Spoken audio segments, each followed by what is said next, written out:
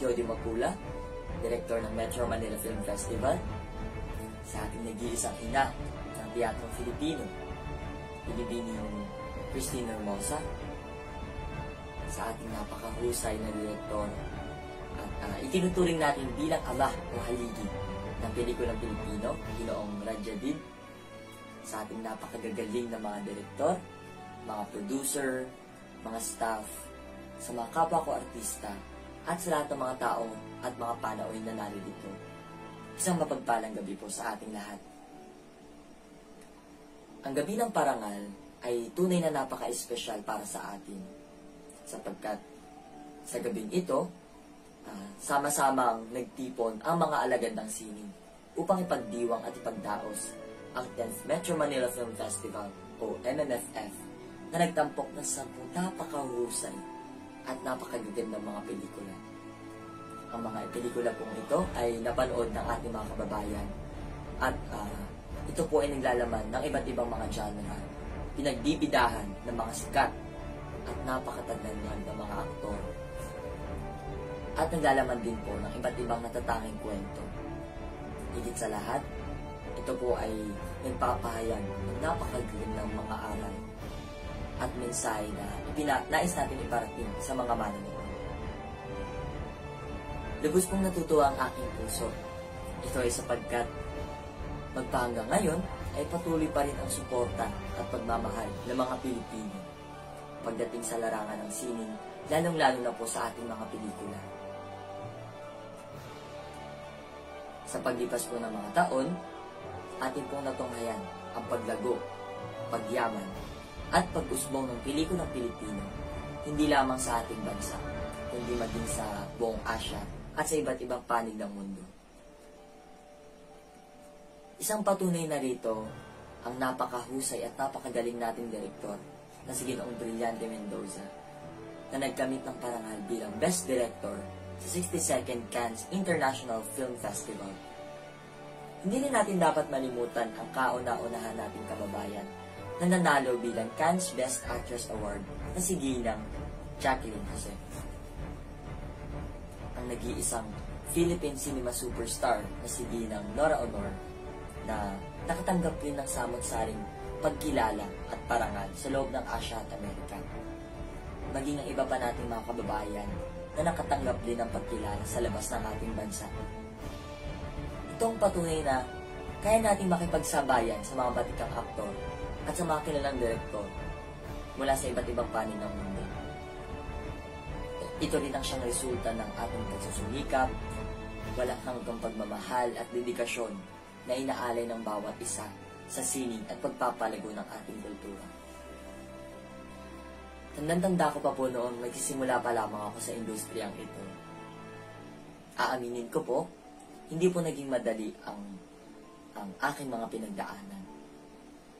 Nagsimula po ako bilang isang background talent o extra sa iba't ibang mga pelikula. Hindi man po naging bida, nakasama naman po ako sa mga pelikula ng mga sikat na artista gaya nila Sharon Cuneta, ng Bethniel, Robin Padilla, Vice Ganda, Vilma Santos, at marami pa pong iba. Sa pelikulang kinabibilangan ko, sa bawat pelikula na nakakasama ako, napakarami ko pong nararanasan at marami po akong natututunan sa mga direktor na nakakatrabaho ko. Hindi man po sapat yung sinasahod ko sa pang-araw-araw, kinakaya naman po kahit papaano kasi nag-double job po ako. Aarte sa umaga, minsan sa tanghali o kaya sa gabi, tapos kapag may libreng oras, kumakanta po ako sa mga gig at nag-freelance singer po ako. Hindi po ako lumaki sa mayaman na pamilya, kaya hindi na po ako naging maarte sa mga naging trabaho na ibinibigay sa akin ng mga kakilala o mga kaibigan ko sa industriya. Pero kahit minsan, ibigay man po natin ng lahat, hindi po talaga sumasapat. One time, nagkasakit po yung anak ko. Inapoy po siya ng lagnat, nagdeliryo po siya, and sinabayan pa po ng hika. Medyo mahina na po kasi yung puso ng anak ko. So, yun po, medyo nahihirapan po ako kasi noong mga panahon pa po na yun, hindi pa po regular yung trabaho ko. Gaya nga po na sinabi ko, pa-extra lang ako. Hindi po sapat yung kinikita ko sa pampa-hospital ng anak ko. Hindi ko po alam yung gagawin ko ng panahon yun.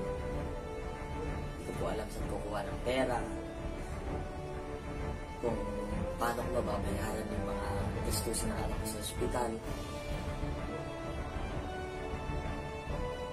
Pakiramdam ko po, napakawalang kwenta ko pong ama. Napakawalang kwenta ko pong asawa. Na hindi ko po mapunan yung pangangailangan ng anak ko.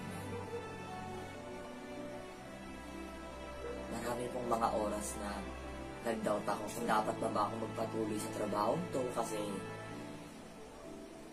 parang wala pong nangyayaring pag-usbong sa buhay ko.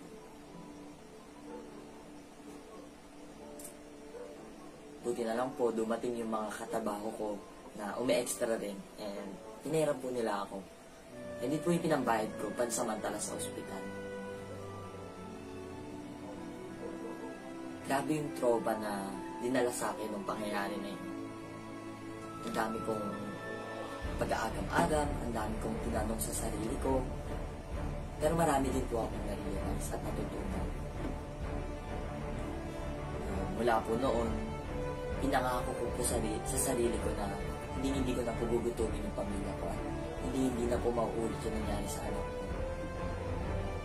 Natutunan ko rin po na pahalagahan ang pagsasama po na meron ako sa mga katrabaho ko kasi hindi po natin inaasahan na kagaya po na nangyari sa akin.